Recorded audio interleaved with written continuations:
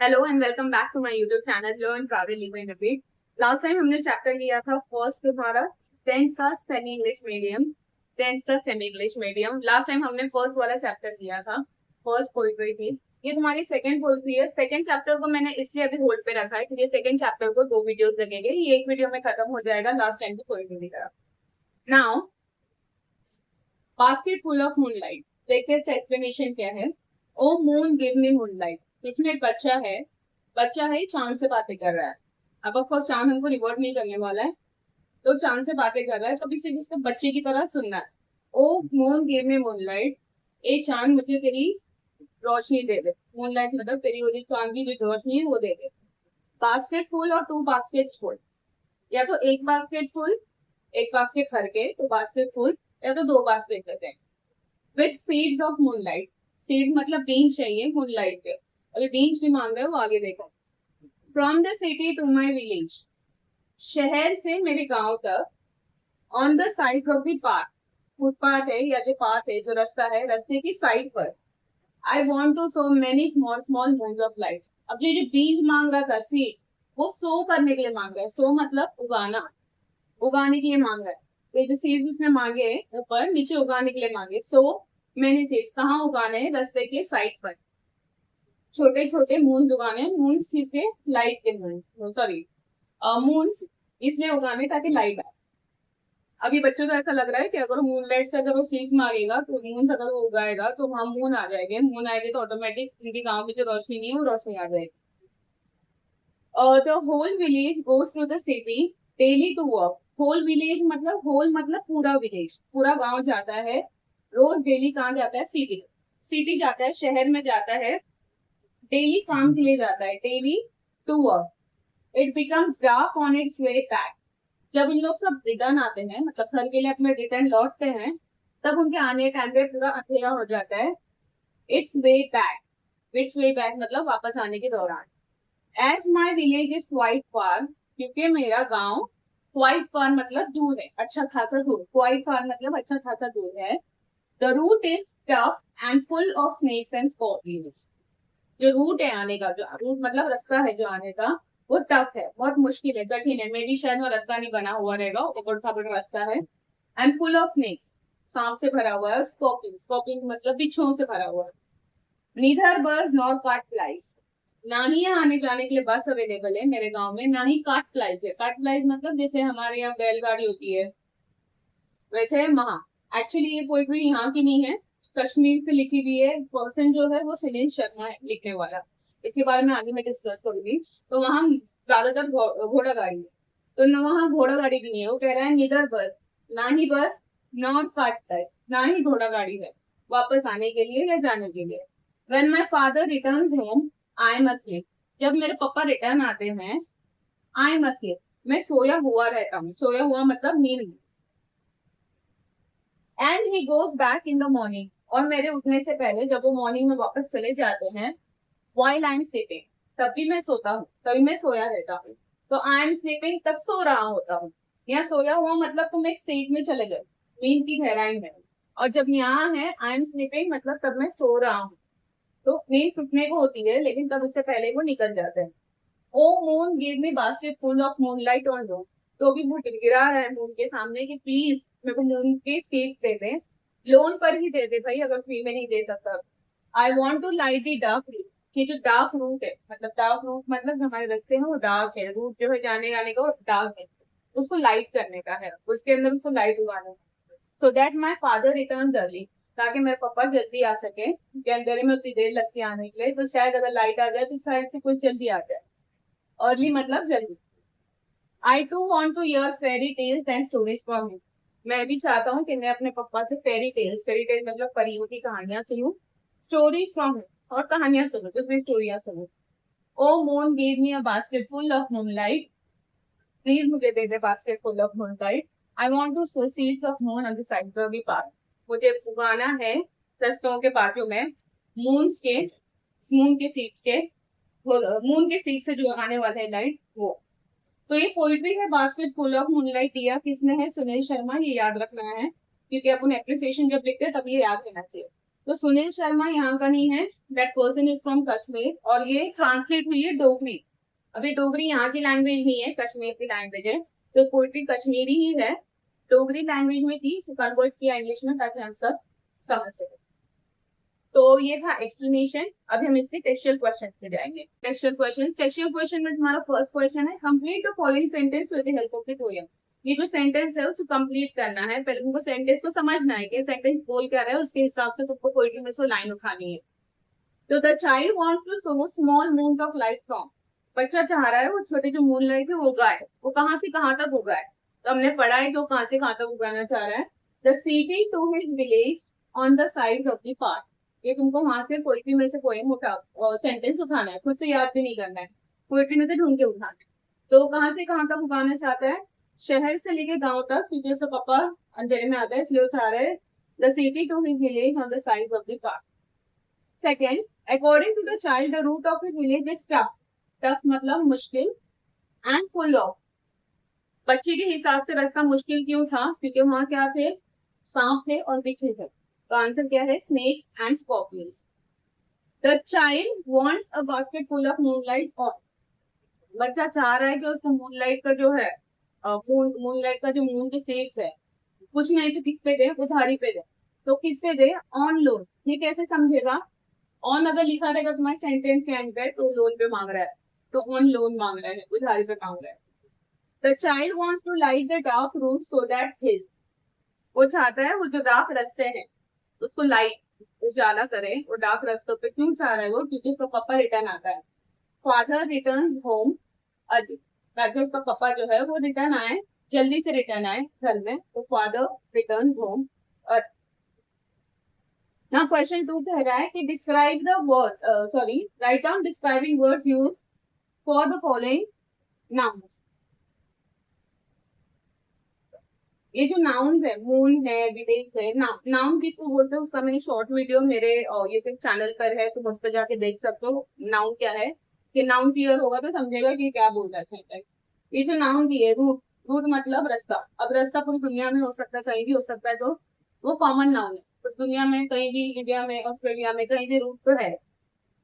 Morning, morning हर दिन होती है तो कॉमन है, तो ये भी कॉमन नाउन है। विलेज, हर एक शहर में, हर एक कंट्री में, हर एक देश में विलेज तो है, गांव है, तो विलेज भी कॉमन नाउन है। मून है प्रॉपर नाउन। देखो प्रॉपर नाउन हम किसको बोलते हैं, कॉमन नाउन किसको बोलते हैं, पहले ये समझ लो। प्रॉपर नाउन मतलब कोई इंसान का प्रॉपर नाम है, जैसे अगर मैं फरहाना हूँ तो मैं प्रॉपर नाउन, और अगर मुझे फरहाना हटा के अगर तुम लोग वुमेन बोलते हो, औरत बोलते हो, गर्ल बोलते हो, तो ये कॉमन है, क्योंकि पूरी दुनिया में औरतें हैं, पूरी दुनिया में गर्ल्स है, पूरी दुनिया में बॉयज है। तो अगर तुम किसी का नाम ले रहे हो, जैसे राज ले रहे हो, टीना ले रहे हो, तो प्रॉपर नाउन, नाम दिया है तो प्रॉपर नाउन, नाम नहीं दिया है तो कॉमन नाउन है। अब यहाँ विलेज है तो ये कॉमन नाउन है, लेकिन विलेज में अगर समझो तुम तुम्हारे विलेज का नाम डाल रहे हो तो प्रॉपर नाउन हो जाता है। ठीक है, तो मून क्या है, प्रॉपर नाउन। आई मैं क्यों मेंशन कर रही हूँ प्रॉपर नाउन कौन, क्योंकि क्लियर रहना चाहिए। ठीक है, तो इन नाउन को डिस्क्राइब करने वाले वर्ड तुम्हारे पोएम में कौन से हैं। तो मून के बारे में जो बार बार बोल रहा है वो बोल रहा है स्मॉल स्मॉल स्मॉल, बच्चा क्या बोल रहा है, स्मॉल मून दो, स्मॉल मून लाइट दो। इसमें क्या नाउन है, क्या वो डिस्क्राइबिंग वर्ड है, स्मॉल। विलेज, विलेज में भी है ना 3 लाइन है, 5th लाइन पे, 9th लाइन और 12th लाइन में, तुम्हारे पोएम के पोएट्री की लाइन में देखो 5th, 9th और 12th 3 लाइनें हैं जहाँ विलेज के बारे में बोला है। पहले एक बच्चे ने बोला है माई विलेज, मेरा गाँव, होल विलेज, पूरा गाँव, फार विलेज, मेरा गाँव बहुत दूर है। तो 12th लाइन में जो विलेज है, विलेज से थोड़ा आगे है वर्ड फार है, तो समझ के लिखना पड़ेगा। रूट, रास्ता कैसा है, रास्ता टफ है, मुश्किल है, तो इसलिए टफ। मॉर्निंग, कैसे जाते हैं पापा, कौन से मॉर्निंग में जाते हैं, अर्ली मॉर्निंग, सवेरे सवेरे एकदम मॉर्निंग में जाते हैं, तो अर्ली मॉर्निंग। तो इससे तुम्हारा क्वेश्चन 1 एंड 2 कंप्लीट होता है। क्वेश्चन 3 पे आते हैं। ओके, ना क्वेश्चन 3 है। क्वेश्चन 3 बोल रहा है कि क्योंकि लाइन हमने दिए है, जो लाइन दी है इसके अंदर, लाइन के हिसाब से बच्चा किस तरीके से प्रॉब्लम को सॉल्व करना चाहता है, लाइन क्या बताता है, तो तुमको उसको इंग्लिश में, पहले इसको हिंदी में कन्वर्ट करके उसको इंग्लिश में लिखो। तो गिव मी मूनलाइट बास्केटफुल और 2 basketful with seeds of moon, moonlight. इसमें बच्चा क्या कह रहा है कि मुझे 1 बास्केट दो या 2 बास्केट दे दो मूनलाइट बास्केटफुल। ओके, तो इसमें बच्चा क्या विश, मतलब क्यों मांग रहा है, क्यों विश चाह रहा है ये, ताकि उसकी गाँव में जो प्रॉब्लम है लाइट की वो सॉल्व कर सके। उसी को इंग्लिश में कन्वर्ट करना है उसने। The child wishes for seeds of moonlight, wish मतलब वो चाह रहा है मूनलाइट के सीड बीज देने के लिए, मतलब चाह रहा है बीज, because he wants to grow, because वो उगाना चाहता है मूनलाइट को, चांद को उगाना चाहता है, सो दैट इट परमानेंटली, चांद उगाना चाहता है, पार्ट को उगाना चाहता था, तो वो परमानेंटली सॉल्व करे, so that it permanently solve the problem of villagers, ताकि वो हमेशा के लिए ही परमानेंटली सॉल्व कर दे उसके विलेजर्स के प्रॉब्लम। क्या प्रॉब्लम थे विलेजर्स को? अंधेरे की, तो इसलिए वो चाह रहा है। तो ये भी लिख सकते हैं तुम, इससे बड़े बड़े एक्सप्लेनेशन है, अगर तुम कहीं और देखो, छोटा एक्सप्लेनेशन ही अपने एग्जाम्स पे लिख सकते हो। तो आई वॉन्ट टू, सेकंड वाला है, I want to light the dark route so that my father returns early. मुझे डार्क रूट को लाइट इसलिए करना है, मुझे अंधेरे रास्ते को उजाला इसलिए करना है, बिकॉज मेरा पापा लेट आ रहा है, रिटर्न्स, सॉरी, मेरा पापा लेट आता है और मैं चाहता हूँ कि उसको क्यों जल्दी है, जल्दी से रिटर्न रिटर्न अर्ली हो जाए। तो the about line implies, implies मतलब ऊपर की लाइन ये कहना चाह रही है that by lighting a part, lighting a part मतलब वो जो रास्ता है उसको उजागर करने से, the child wishes to make his father journey, बच्चा चाह रहा है कि उसकी पापा की जो जर्नी है टू मेक, उसके पापा की जर्नी को बनाए इजियर एंड फास्टर, इजियर मतलब इजी बनाए और फास्टर बनाए, बिकॉज अगर उजाला रहेगा तो इजीली रास्ता पार हो जाएगा और फास्ट रास्ता पार हो जाएगा। तो ये दो लाइन की दो मीनिंग है जो तुम एग्जाम में लिख सकते हैं। नाउ क्वेश्चन 4 में क्या बोला है? क्वेश्चन 4 में बोला है pick out and write the lines from the poem that prove the following. ये लाइंस निकालो, ऐसी लाइंस निकालो इस पोएम में से जो ये प्रूव कर रही है, जो इन सेंटेंस को प्रूव कर रही है, जो सेंटेंस इनको दिया है ना वो प्रूव कर रही है। तो फर्स्ट सेंटेंस क्या है? Father reaches home late after dark, मेरे पापा लेट आते हैं जब अंधेरा हो जाता है, जब लेट हो जाता है। ये कौन सी लाइन बता रही है तुमको पोएट्री की कि ये वाला सेंटेंस करेक्ट है, ये प्रूव कर रही है? तो 16th और 17th लाइन देखो तुम्हारे पोएट्री में, तुम उनका सामने लेके बैठ जाओ poem. 16th and 17th line में है when my father return home I am asleep, जब मेरे पापा रिटर्न आते हैं तब मैं सोया हुआ रहता है। तो ये वाली लाइन ये प्रूव कर रही है कि उसका जो फादर है वो रीच होता है, मतलब घर में पहुंचता है लेट। तो समझ में आ रहा है? ये लाइन जो है, लाइन मीनिंग, तुमको लाइन का मीनिंग समझ में आना चाहिए पोएट्री के अंदर की लाइन उठाना। अभी अगला का मीनिंग समझते हैं। ईगर, ईगर मतलब बेताब, उत्सुक, तो उत्सुक रहना, बहुत इससे कोई चीज का वेट करना, इंतजार करना। तो eager to hear fairy tales from his father, eager to hear मैं सुनना चाहता हूँ फेरी टेल्स कहानियां मेरे पापा से। तो कौन सी लाइन प्रूव कर रही है कि ये वाली जो लाइन है ये करेक्ट है? तो 25th एंड 26th लाइन है तुम्हारी पोएट्री की जिसमें लिखा है I too want to hear fairy tales and stories from him. तो लाइन से उठा के लिखनी है, तुमको याद नहीं करना है। Third, remove darkness and bring light among the darker parts, darkness निकालना, डार्कनेस मतलब अंधेरा निकालना, एंड ब्रिंग, ब्रिंग मतलब लाना, क्या लाना? लाइट लाना, लाइट कहाँ लाना? Among, among the darker part मतलब ये पुराने, सॉरी, अंधेरे रास्ते पे लाइट लाना। तो ये कौन सी लाइन बता रही है कि ये पर्टिकुलर चीज राइट है? कौन सी लाइन प्रूव कर रही है? तो 23rd एंड 24th लाइन है तुम्हारी पोएट्री में, I want to light the dark road so that my father returns early, अंधेरे रास्ते को मैं रोशन करना चाहता हूँ ताकि मेरे पापा जल्दी आ सके, जल्दी लौट सके। अब लेते हैं हम क्वेश्चन 5। ओके ना, क्वेश्चन 5 में तुमको बोला है कि तुम जितने लिख सकते हो उतने वर्ड्स लिखो, as many words, as many मतलब जितने लिखना उतने लिखो, लेकिन सफिक्स लगाओ फुल। सफिक्स मतलब एक ग्रुप ऑफ वर्ड, वो ग्रुप ऑफ अल्फाबेट्स तुम ऐड करते हो लास्ट के वर्ड के एंडिंग में। जैसे तुमको बास्केट दिया है पोएट्री में, बास्केट दिया है और इसके आगे एक्चुअल फुल लगा है, बास्केट फुल, टोकरी फल। बास्केट मतलब टोकरी, बास्केट फुल मतलब टोकरी फल। बकेट मतलब बकेट में तुम हाथे धोते हो, एंड बकेट फुल मतलब बकेट फल।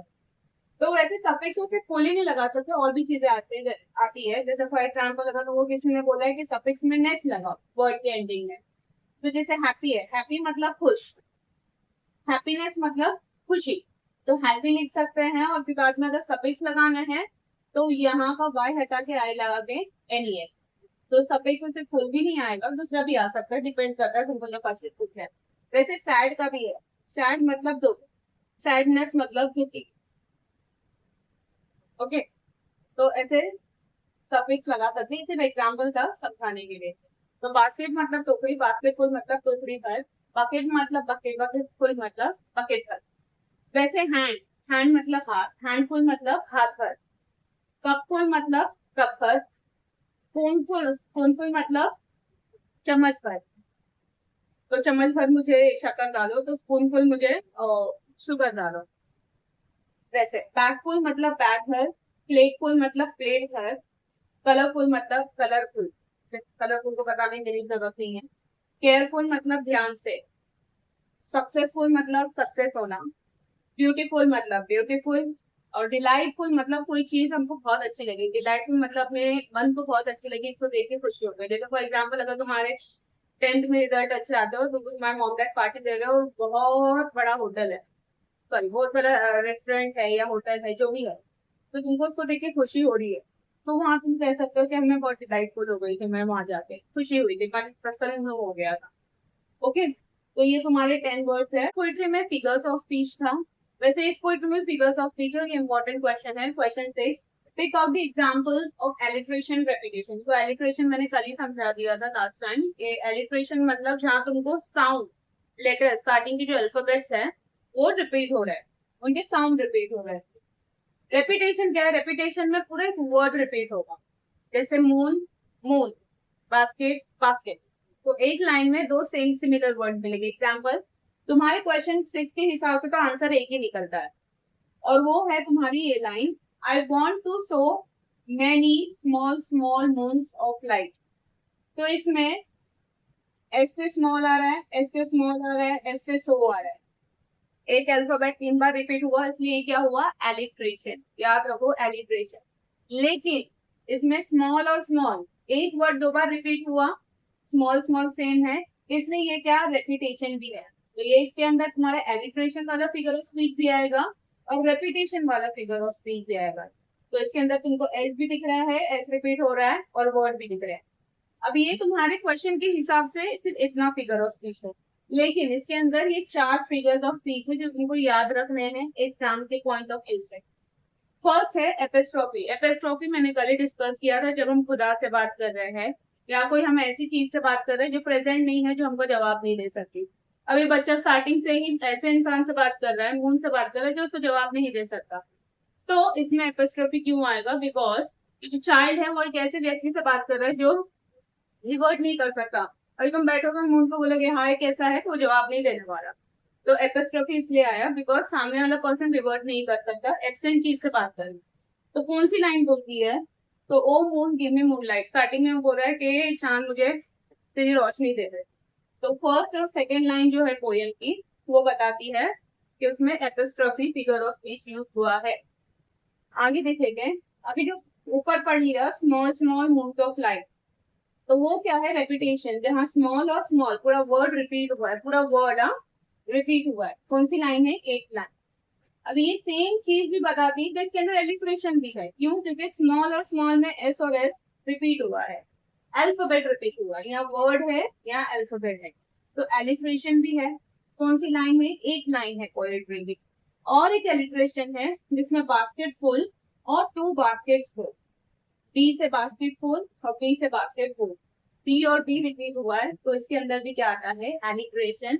कौन सी लाइन है पोएट्री की? 3rd line. सबकी लाइन लिखी है मैंने। एंटीथेसिस, एंटीथेसिस नया फिगर ऑफ स्पीच है, जिसमें एक लाइन में दो दो चीज डिस्कस हुई रहेगी, ऑपोजिट चीज। जैसे ब्यूटीफुल मतलब खूबसूरत, अगली मतलब बदसूरत। वैसे इसमें 23rd लाइन है तुम्हारी पोएट्री की, जिसमें लिखा है I want to light the dark road. मुझे उजाला करना है अंधेरे रास्ते पे। क्या करना है? उजाला। कहाँ करना है? अंधेरे में। तो लाइट मतलब उजाला, डार्क मतलब अंधेरा, तो दो अपोजिट वर्ड यूज हुए हैं, तो इसमें यहाँ क्या आएगा? एंटीथेसिस। तो ये एक एक्स्ट्रा फिगर तो पीछे। कल अगर एग्जाम में कुछ आता है अचानक से तुमको ये दे दिया और तुमको मालूम नहीं तो ऐसा होना नहीं चाहिए, अब क्यों सब मालूम है, टेक्स्ट बुक में सिर्फ इतना पूछा है, ये एक्स्ट्रा है, तो ये नोट डाउन कर लो, ये इंपॉर्टेंट है बिकॉज ये आता ही है। फिगर्स ऑफ स्पीच मिस मत करना, कोई भी फिगर्स ऑफ स्पीच मिस मत करना।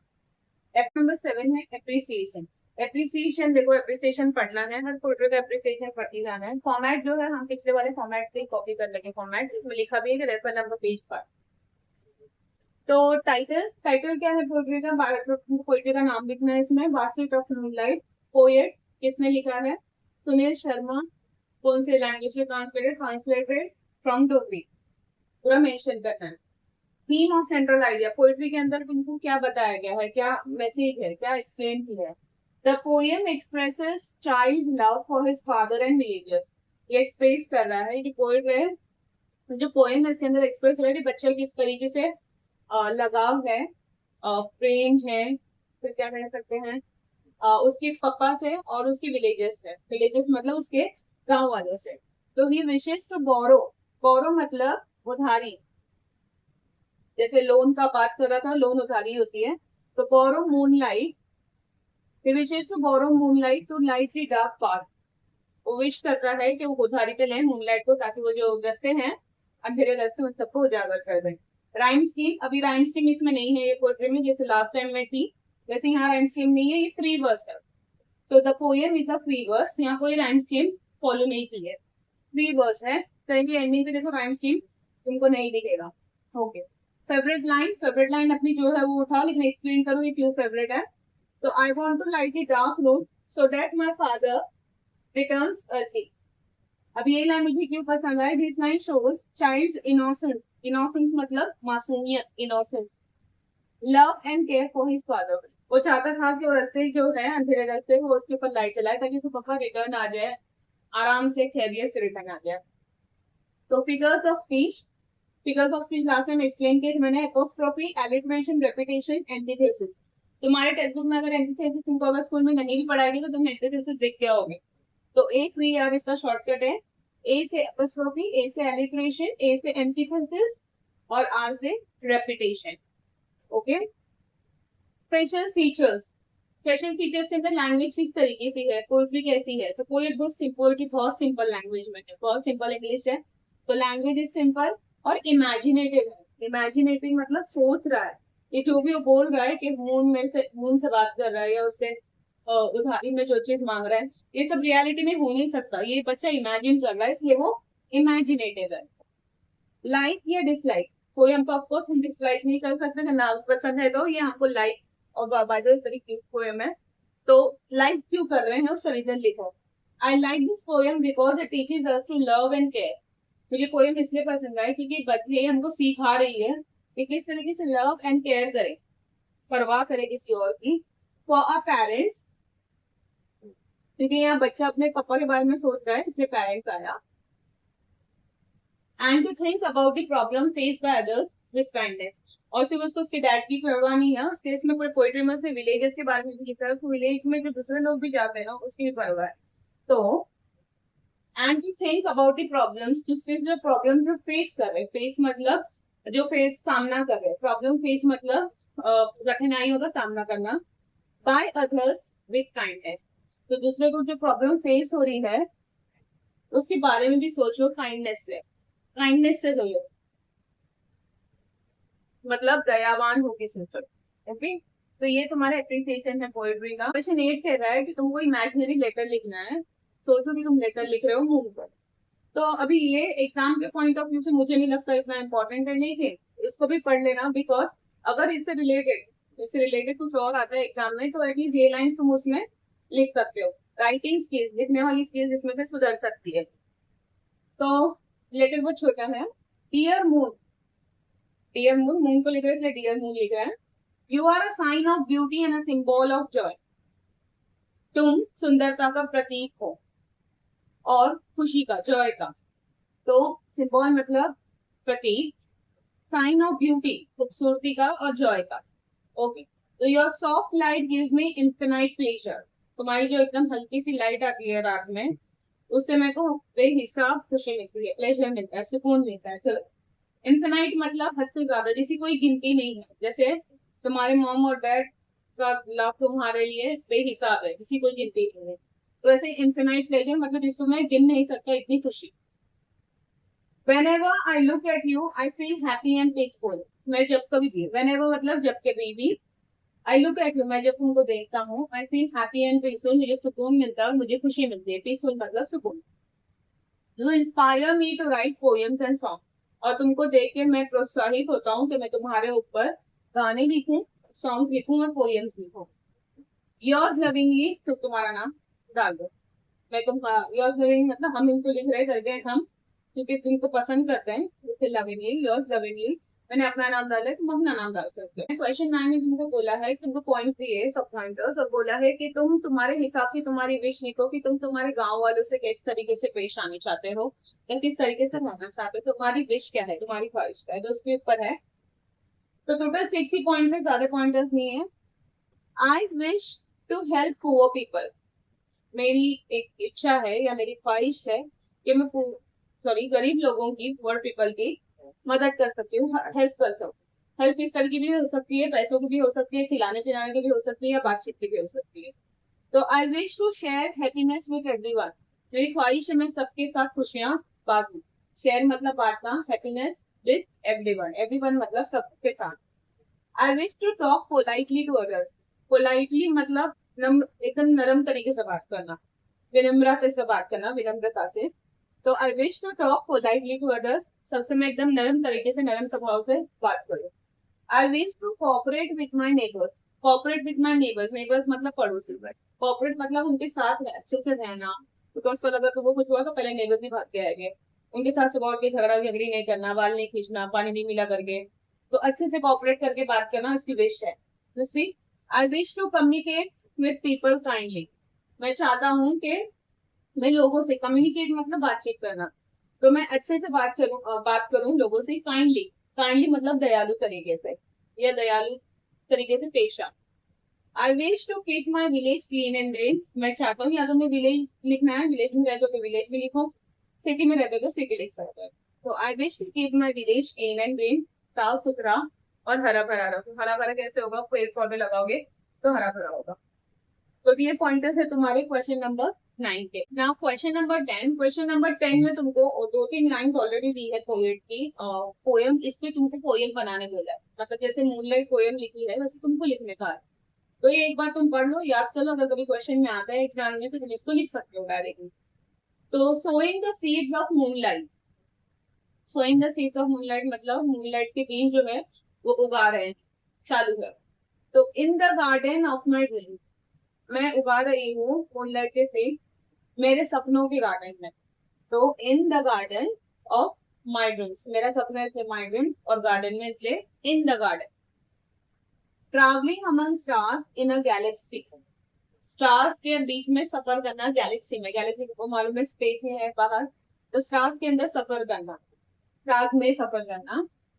On the wing of imagination, किसके ऊपर बैठ के सफर करोगे, प्लेन जाएगा, रॉकेट नहीं, wings of imagination, wings of imagination मतलब जो तुम्हारे पर है सोच के, वो सोच के पर के ऊपर बैठ के तुम ट्रैवल कर रहे हो गैलेक्सी में। Dancing with clouds at sunset, बादलों के साथ नाचना सनसेट के टाइम पे, तो dancing with clouds at sunset. Collecting pearls from the rainbow, और मोती चुनना रेनबो में से, रेनबो जो है रेनबो में से मोती चुनिए। तो ये याद कर लो, अगर इनकेस कभी एग्जाम्स में आता है तुम इसको पढ़ के लिख सकते हो। तुम्हारा जो टेक्सचुअल क्वेश्चन था वो फिलहाल खत्म हो गया। इसमें जो तुमको याद रखना है वो राइटिंग स्किल्स, जितने भी तुमने लिखे वो राइटिंग स्किल्स तुमको याद रखने हैं। पोएट्री के जो फिगर्स ऑफ स्पीच है वो बहुत इंपॉर्टेंट है, वो याद रखो। हर पोएट्री में जो फिगर्स ऑफ स्पीच है वो मेन ग्रामर है उसका, वो याद रखो। तो जो तुम्हारी फिगर्स ऑफ स्पीच है ये इसमें से ही रहने वाले हैं, और दूसरे तो कोई नहीं हो गए। तो जितने भी है मैंने सब दे दिए, टेक्स्ट बुक के अलावा जो एक्स्ट्रा है। तो ए से है एलिट्रेशन, क्योंकि एक वी बार है ना, तो एलिट्रेशन मतलब अल्फाबेट्स रिपीट हो रहे हैं इसमें बहुत। फिर एपिस्ट्रफी, क्योंकि बच्चा मुंह से बात कर रहा है। फिर आते हैं एंटीथेसिस, जो लास्ट लाइन है, डार्क और लाइट की, वो याद रखो। और फिर लास्ट से तुम्हारा रेपिटेशन। टिल देन के लिए इतना ही, stay tuned till my next video. अगर कोई डाउट है इससे रिलेटेड वो तुम मुझे मैसेज कर सकते हो। इंग्लिश में और कोई चैप्टर चाहिए जो आपको अर्जेंट बेसिस पे चाहिए तो वो भी मुझे आप मैसेज कर सकते हो। जितना हो सके उतना शेयर करो। अगर इन केस आपका इंग्लिश बहुत वीक है या किसको न्यूली एकदम फ्रेश है, जो जिसको इंग्लिश सीखना है, उसको है कि मेरा चैनल फॉलो करें। मेरे चैनल पे अपार्ट ऑफ दिस 10 दूसरे वीडियोस भी है डेली इंग्लिश की। Till then take care of yourself, stay fit, stay healthy, eat healthy, take care of yourself first.